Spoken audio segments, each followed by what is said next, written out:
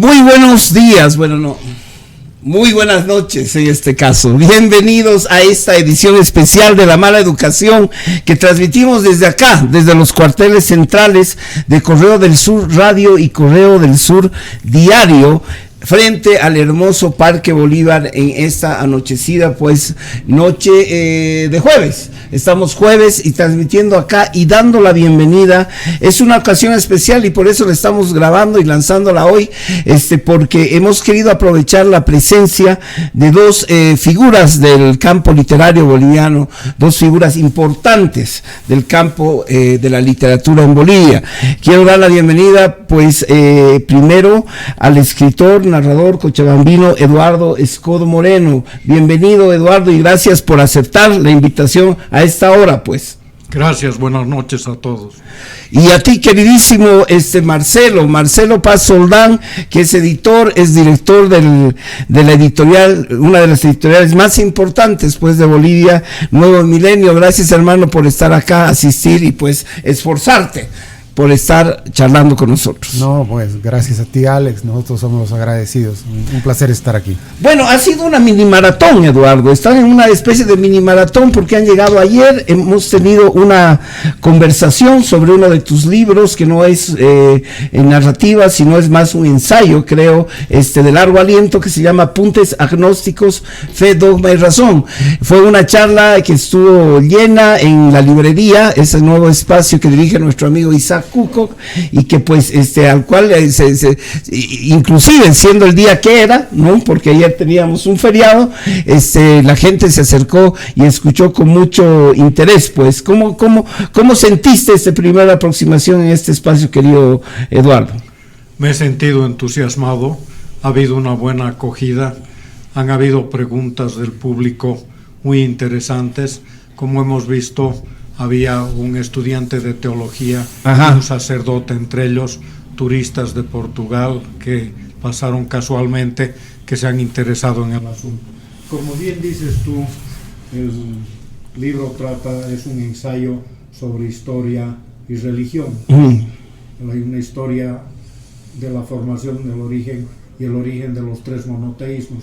Es un ensayo que linda con lo antropológico y con lo filosófico. Ya, estamos aquí no precisamente para hablar de este libro, de tu filón de ensayista, porque vos eres un escritor que ha hecho o te has aventurado a más o menos casi todos los géneros, es decir, tienes desde cuento, novela y ensayo.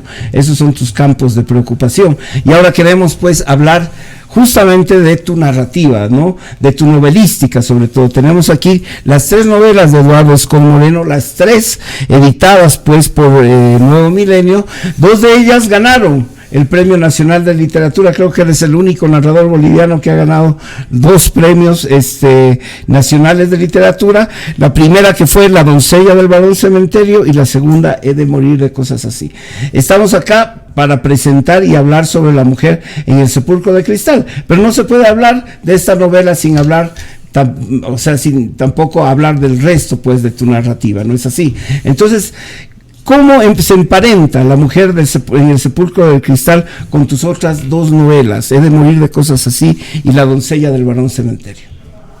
En la forma no hay ninguna relación, porque tratan las 3, tienen la relación que tratan con asuntos sobre el ser humano. Pero la forma y el tratamiento, los lugares donde acontecen, los tiempos que se manejan, los personajes de las 3 novelas son completamente distintos. Para mí la literatura, la novela en este caso más específico, es una forma de buscar el entendimiento, la belleza y el significado. En ese sentido quizás tienen un hilo común. En el primer caso es un psicólogo francés que viaja a Haití precisamente porque él está decepcionado de la vida en el primer mundo y no encuentra una razón. Estamos hablando de La doncella del Barón Cementerio. Hablando de La doncella del Barón Cementerio. En el segundo caso es la historia de 3 mujeres.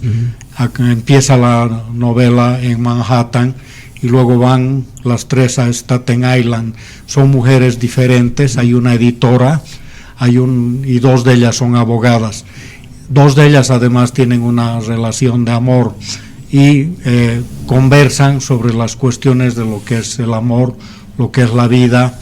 La mujer mayor ha perdido a un hijo debido al cáncer, entonces la aproximación es el sufrimiento que experimenta una madre ante la pérdida de su hijo, la forma en que el sufrimiento también modela a las personas, en algunos casos las hace más sarcásticas, en otros casos más bien las mejora. El tercer tema que parcialmente acontece, el tercer libro, La mujer en el sepulcro de cristal, transcurre parcialmente en Chuquisaca. Es una mujer joven muy inteligente, quizás hasta superdotada, que es profesora de filosofía y de matemáticas. Ella ha estudiado en España y viene a dar un curso en especial en Cochabamba, luego viene a Sucre. Está casada con un hombre muy mayor, que es su tío abuelo. La ha estuprado desde muy niña, se ha casado con ella, y a pesar de la brillantez de la mujer, ella tiene una dependencia psicológica absoluta. Creo que los personajes en los casos de las tres novelas, y en particular de este, están bien logrados, son profundos, y como dije al principio, voy concluyendo con esta parte de la pregunta, Alex. En la literatura yo busco la belleza, tanto en la expresión del lenguaje, es un lenguaje en las tres novelas trabajado. En algún caso se me dijo que era barroco, aunque ese no ha sido mi propósito, y busco la verisimilitud de los protagonistas. Son gentes, todos los personajes, que reflejan realidades interiores que me parece son profundas y bien logradas. Eso aparte de todo lo que se pueda decir. Sí, bueno, a mí me llamó mucho la atención el personaje de la profesora de filosofía, como tú dices, una mujer muy joven, 28 años, que viene a dar clases justamente de filosofía en Cochabamba. Inclusive tiene un nombre que me llamó aún más la atención porque es bien chuquisaqueño, o al menos que es Urriolagoite. Aquí los Urriolagoites son una familia muy tradicional de Sucre, y bueno, los escenarios. Y una de las escenas que después te voy a preguntar es de tu relación también, la relación de tu narrativa con el erotismo, ¿no? Es decir, ¿cuál es, digamos, más o menos tu aproximación con la literatura al erotismo, ¿no? Es decir, nos gustaría saber, porque aquí hay una escena maravillosa, muy bien descrita, inclusive en la cual el escenario es pues la Recoleta, ¿no? O Munaipata en todo caso, pero está desarrollado en el convento. No quiero spoilearles, pero de alguna manera es decir, muy cercano, digamos, al imaginario chuquisaqueño, y esa es una escena en la cual pues haces manejo de digamos, un lenguaje erótico y una aproximación, digamos, de la literatura al erotismo que me parece muy interesante. ¿Cuál es tu relación? Vámonos directamente a eso. Quizás extendiéndonos un poco, pero voy a tratar de ser lo más breve posible. La erótica siempre ha ocupado un lugar muy importante en todas las civilizaciones, sobre todo en el paganismo y en las religiones orientales. Si tú te fijas, el erotismo es muy celebrado en la religión hindú y en el taoísmo chino. Los templos muestran escenas eróticas. En cambio, los griegos también eran amantes de la erótica, incluso la homoerótica era muy practicada entre ellos, que son buscadores de belleza y de felicidad, los griegos sobre todas las otras culturas. Pero ocurre acá que la erótica en Occidente ha sido suprimida por el pensamiento religioso, el judío, que contamina al cristianismo y hace ver el erotismo como algo prohibido, como pecado. En la Biblia la relación es constante, la erótica, el sexo, el amor están expresamente prohibidos y son castigados muy severamente en casos de adulterio o de incumplimiento de la ley judaica o de la cristiana. Entonces yo pienso que lo mismo en el Corán, ¿no? En lo musulmán aún más.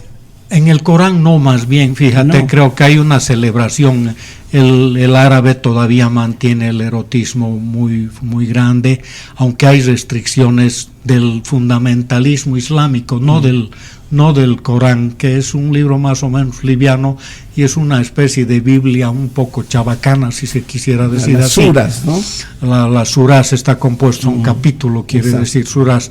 Entonces, son el islamismo wahabita y el islamismo fundamentalista el que ha prohibido el erotismo. Pero aquí hay una relación a la que quiero ir. La erótica es prohibida por las religiones monoteístas y también, si te fijas, en los regímenes totalitarios hay mucha prohibición del erotismo, porque el erotismo es una vía hacia la libertad y hacia la felicidad. Quien practica eso difícilmente puede creer en aquellas cosas de un mundo que va a venir como feliz, como por arte de Birloque. Entonces a mí me ha interesado siempre la erótica, como te digo, ese complemento griego y pagano que hay en las religiones hindú y china, de que el erotismo es un camino hacia la liberación, hacia la felicidad, hacia la construcción de sociedades mejores. Fíjate que John Lennon decía en una de sus canciones a los Beatles, que lo tomaron: haga el amor y no la guerra. El erotismo tiene una relación muy directa con esto. En cambio, el ser humano vemos que prefiere, en sociedades totalitarias o muy fundamentalistas en lo religioso, prohíbe directamente el erotismo. Por eso es que hay, particularmente en este último libro, hay una relación que es erótica. Ahora, lo último que me cabe decir es que hay que tener mucho cuidado, porque el fundamentalismo ha confundido la erótica con la pornografía. La línea es más o menos delgada, es una línea gris delgada sobre la que hay que saberse manejar, porque fácilmente el erotismo es desvirtuado mediante la pornografía. Si tú te fijas, las novelas que son eróticas, el Ulises, por ejemplo, de James Joyce, que tiene componentes eróticos, algunos libros de Virginia Woolf, no fueron editados fácilmente. El Ulises estuvo prohibido en Estados Unidos durante 30 años, no se pudo hacer la edición porque habla de la erótica. En cambio, la pornografía abunda en cualquier mercado y a todo nivel, y realmente es una lectura pésima de lo que es el amor y de lo que es el ser humano. Es más bien una degradación. Eso, Alex.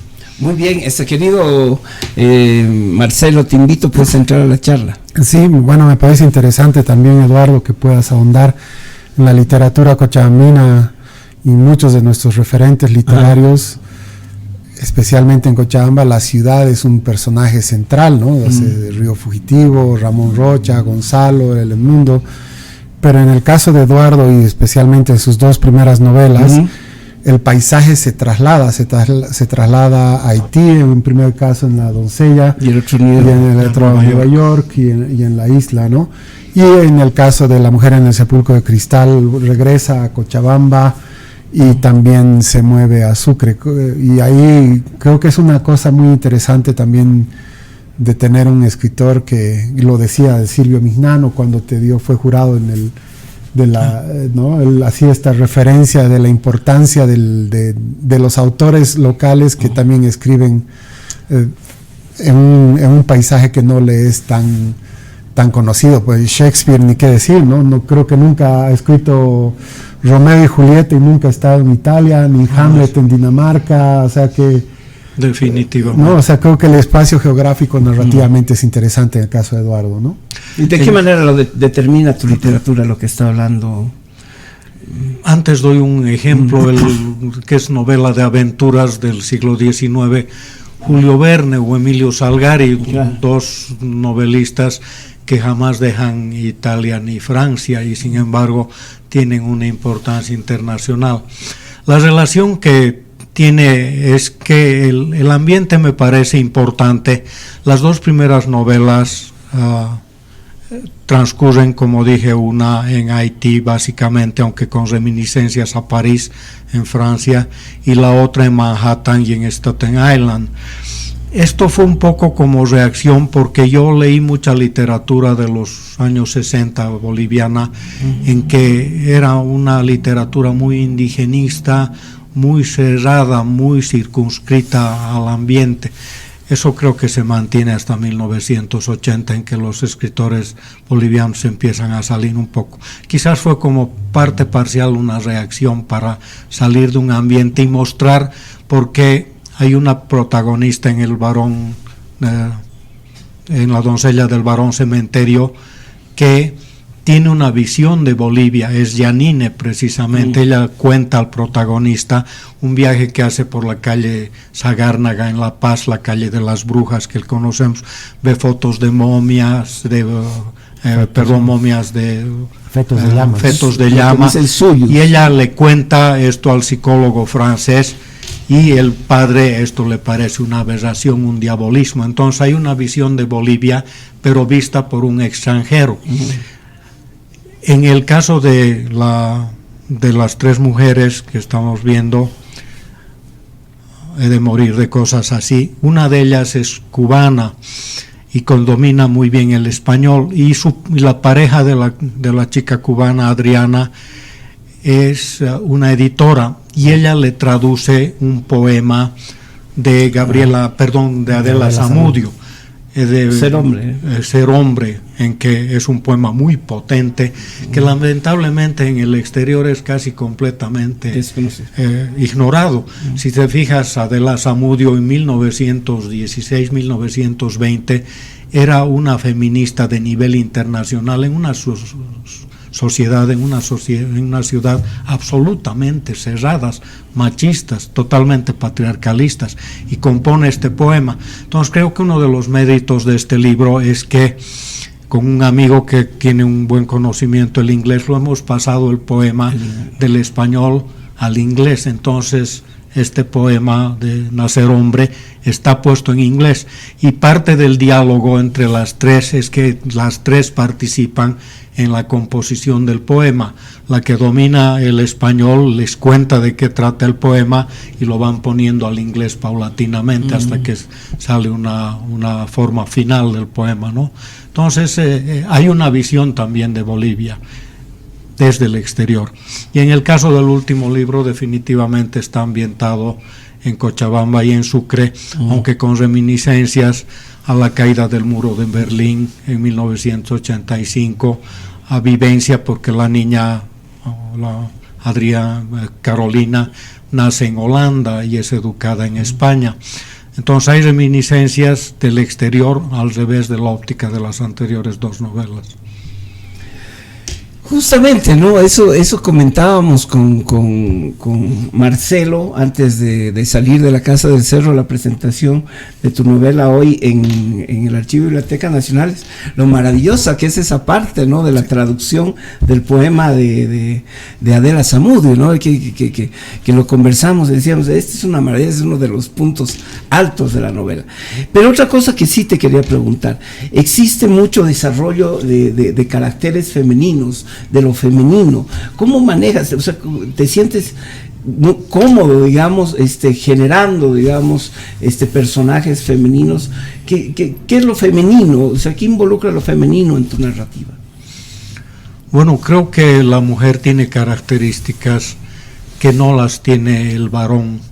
La apertura a la humanidad, a la naturaleza, es más fácil en la mujer debido a la forma en que siente y se expresa. Ahora, alguien me preguntaba de que es una rareza que hayan personajes femeninos tan importantes en las novelas, pero por ejemplo recordemos a Ana Karenina de Tolstoy, es un personaje central potentísimo en la literatura mundial, o la Cartuja de Parma, o Madame Bovary. En los dos casos ambas esposas son infieles a sus esposos y sufren desde distintos ángulos una crítica social fortísima, al punto que ambas se suicidan, Madame Bovary y Ana Karenina, que se arroja a un tren y Madame Bovary se envenena. Pero en general me he sentido cómodo porque pienso que los seres humanos, al margen de la diferencia sexual. Somos mucho más parecidos de lo que se quiere pensar. Son los roles de la sociedad, ¿no? El varón cazador, la mujer ama de casa o cuidadora de los niños, que han perfilado de esta forma que conocemos la civilización actual. Pero son seres muy parecidos, aunque depende sobre todo de la mujer. Este aspecto que decía el hecho de ser de la maternidad es mucho más importante que el de la paternidad. La educación de los hijos también es transmitida fundamentalmente, y eso es en todas las sociedades prácticamente, es transmitida por la mujer. Eso es que, por esas razones es que pongo importancia a los caracteres femeninos. Querido. Yo creo que también, Eduardo, es un tema muy interesante de tratar, no, sin ser spoiler, digamos, en la mujer de Sepulcro de Cristal. Esta relación que ella tiene con el estudiante siendo una mujer casada, pero no desde una simple conquista, sino también pasa por el amor, el enamoramiento y el descubrimiento del amor, ¿no? Como elemento central en la novela. Ese tratamiento al amor desde este nuevo descubrimiento, ¿no? Yo decía hace muy poco, para contestar brevemente, que la literatura es la búsqueda del significado. García Márquez dijo una vez: ¿por qué escribe usted? Y él contestó: para que mis amigos me quieran. Borges, al revés, que era un escritor más intelectual, pensaba que él podía superponer otras realidades a la que vivimos, y nos dio ese toque genial. Yo escribo básicamente por la búsqueda de un significado de la realidad, que puede que finalmente no exista en última instancia, pero el ser humano es un buscador nato del significado, y al generar mitos, religiones, literatura, arte, pintura, está buscando el significado, sin duda. Bueno,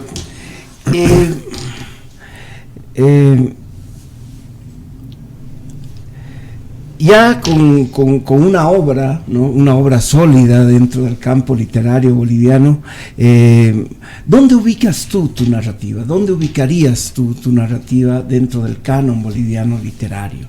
¿En qué tradición? ¿O es que escapas un poco de ella? Mira, yo soy un poco enemigo de las escuelas porque encasillan demasiado. Si nos vamos, por ejemplo, ya a lo político, te contesto luego sobre el aspecto literario. Ajá. Fíjate, existe el socialismo y existe el capitalismo, y el diálogo se hace imposible, porque ambos estados políticos de aprehensión y de dominio de la realidad se han convertido en maniqueos, se han convertido en verdades únicas. Por eso no me adscribo yo a propósito a ninguna escuela, ni tampoco profeso ideologías. Hay una frase que dice, creo que es de Rimbaud: los hombres inteligentes profesan ideas y los hombres necios profesan ideologías. Si te fijas, las ideologías son muy excluyentes de toda la realidad. Ninguna ideología, ningún canon puede abarcar la realidad. No me adscribiría a ninguna, yo me adscribiría más bien a una literatura mundial. Prefiero no hablar de países. A mí me gustaron mucho desde niño los clásicos. Dije hace poco, he leído todos los clásicos, desde los muy antiguos, ¿no? Virgilio, Eneas, con Homero también. Y siento mucho afecto por los autores alemanes y rusos del siglo XIX, Tolstoy, también por autores británicos. Para mí una revelación sin duda fue quizás muy importante, Stevenson, sí. Pero no me adscribo definitivamente a ninguno. Lo que sí es que tengo gustos eclécticos en la lectura más que en la escritura. Me gusta leer literatura de todo el mundo. Y en el caso de la literatura boliviana, ¿nos podrías dar tu cartografía de lecturas? ¿Cuáles son, digamos, los narradores que te gustan dentro de la tradición boliviana? Bueno, hay narradores. Hay narradores importantes en este momento, preferiría no dar nombres, hay escritores importantes que están haciendo su trabajo, pero cuando uno nombra a alguien excluye a otros y no quiero caer en eso. Hay narradores cruceños, mujeres también importantes, ¿no? La literatura boliviana está experimentando un buen momento, sin duda. Lo que está significando un mal momento es que cada vez me parece que hay menos lectores, menos personas interesadas en mensajes profundos que interpreten la realidad. Se está yendo mucho a la trivialización de las cosas. Hay un libro de Vargas Llosa que me gusta citar, que se llama precisamente La sociedad del espectáculo. La civilización del espectáculo. Es una gran verdad. Entonces, cada vez que nos acercamos a análisis planos de la realidad, estamos solamente arañando las cosas y no conociendo las cosas en su verdadera profundidad, y eso acarrea problemas de tipo político, de comprensión de sí mismo de la gente, que ya no puede redactar, fíjate, una carta, no puede redactar ni una frase. El lenguaje es la capacidad del ser humano de entenderse a sí mismo a través de la forma en que se expresa y en la forma en que piensa, porque el pensamiento es la conversación con nosotros mismos, solo que interna, ¿no? Hemos visto gente política que no es capaz de representar lo que quiere hacer. Entonces, la lectura es algo definitivamente muy importante. Bueno, sí, qué bueno recordarlo, y qué bueno que también recordarlo a través de Wittgenstein, que decía que los límites de tu mundo son los límites de tu lenguaje. El resto se debe callar. Exacto. Querido Marcelo. Sí, una cosa que tal vez sea interesante, Eduardo, que yo lo encuentro poco en la literatura boliviana, es el hecho de que a veces los narradores están concentrados o preocupados de narrar la historia como tal, cómo suceden los hechos, y van de por ahí linealmente, de por ahí con saltos temporales, o juegas con una serie de recursos. Pero Eduardo creo que también carga mucho psicológicamente a sus personajes. Hay una descripción psicológica de los personajes, tiene un peso los personajes como tal, o sea, no es solamente está describiendo un hecho que puede suceder en Haití o que puede suceder en otro lugar, sino que los personajes tienen un desarrollo psicológico y hasta sus propios traumas. Se los puede conocer a los personajes a través del escrito, que es difícil de lograr, ¿no? O sea, por lo menos yo tengo un cariño especial a los 3 personajes de De Morir y de Cosas Así. No sé si podría decir que es mi novela preferida, pero es, digamos, es con la que más me ha gustado, ¿no, Eduardo? Gracias. Bueno, a uno le preguntan también cuál es su novela preferida. Yo prefiero contestar la próxima. ¿Y cuál es la próxima, Eduardo? ¿Estás ya metido en algún proyecto literario nuevo? Tengo algunos proyectos. Tengo una novela todavía no acabada de construir, en que hay varios personajes, al revés que en estas novelas que son 2 o 3 personajes. Hay una multiplicidad de personajes que perciben la realidad desde distintos puntos de vista y que concluyen en que sus visiones son completamente distintas, a pesar de que reciben una parecida información. Y la información global está recién en la mente, se desarrolla a lo largo de la lectura en el lector, en la mente del lector. Pero ese es un proyecto que tengo todavía. La verdad es que yo, igual que Borges, declaro mi pereza al escribir y digo que leer es mucho más placentero, ¿no? Entonces, me distraigo mucho al escribir. A veces reviso un dato y me pongo a leer una biografía, historia o cualquier otro asunto, y me distraigo de lo que estoy haciendo. Leo más que escribo. Bueno, gracias por venir acá, por estar en Sucre. ¿Te gustó el mondongo? ¿Les gustó el mondongo o no? Nos encantó. Bueno, además un poco es el plato sucrense, ¿no es cierto? Por supuesto. Y vos tienes cierta ascendencia sucrense, sí, tienes claro. Lazos familiares acá. Sí, yo he vivido varios años acá de niño. Mi padre era chuquisaqueño, de Sucre, y toda la familia, ¿no? Mis abuelos paternos, mi abuela, todos eran de Chuquisaca. Tengo un gusto especial por el Sucre de 1960, de los 60, en que era una sociedad muy pequeña, y me recuerdo, por ejemplo, como anécdota, uno se estaba durmiendo a las 10 de la noche y pasaba un guardia por la calle Bolívar o por la San Alberto, cerca de la plaza. Sucre terminaba 3-4 cuadras más allá, eso era todo Sucre, y decía: son las 10 y sereno, son las 11 y sereno, gritaba el vigilante municipal. O también he visto algo que se ha perdido, las plañideras, ustedes ya no deben recordar, pero se veía mucho en Sucre. En un entierro se contrataba a lloronas que iban delante del carro fúnebre haciendo un drama, pero verdaderamente griego, del muerto, ¿no? Ay, ¿por qué te has ido? Porque has muerto, te extrañamos, volvé, por favor. Y eran lloronas profesionales. Eso se ha perdido completamente ya como costumbre, ¿no? Pero es en Sucre en que he visto varias veces esa figura de las plañideras.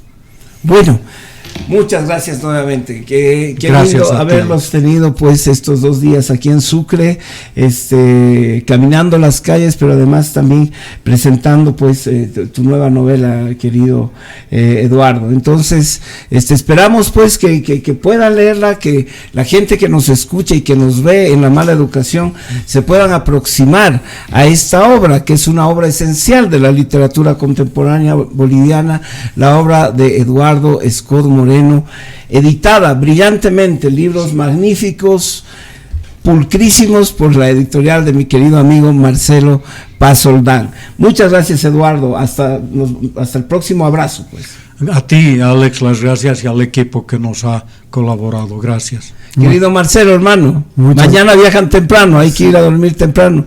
Vamos a necesitar un sereno, ¿no? Las 11. Son las 11 y sereno. Son las 11 y sereno. Pero siempre es muy grato volver a Sucre, la verdad que jugamos de locales, así que muchas gracias por todo.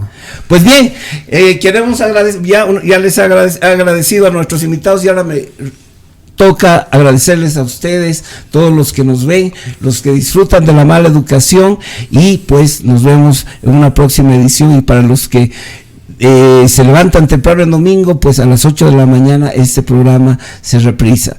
Hasta la próxima aquí en La Mala Educación.